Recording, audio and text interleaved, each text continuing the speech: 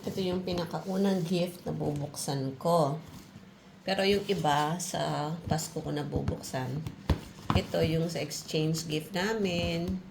Kasi may wish list kami. So, kailangan ko nang gamitin yung isa sa winish ko. Kaya, binubuksan ko na siya in advance. This is from Jacqueline. Thank you, Jackie. Ayan.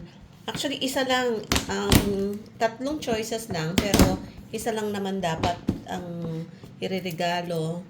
Kaya lang sobrang bait naman ng aking mommy.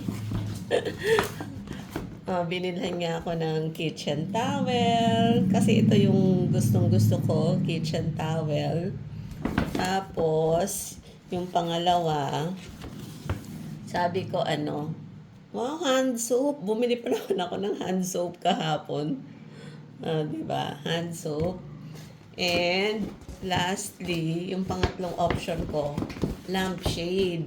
Kasi, ano ba to? Wala akong lampshade sa kwarto.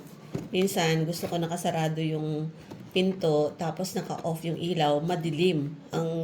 Ang light lang, source of light ko lang, yung phone pag ginagamit. So, pag hindi ginagamit yung phone, madilim na natin. Sabi, ang bait-bait naman ni Madam. O, di ba? Kinumpleto niya yung nasa wishlist ko. Thank you. Thank you. Thank you, Jackie. God bless you more. More sales. And Merry Christmas to you and your family. I love this all. Thank you.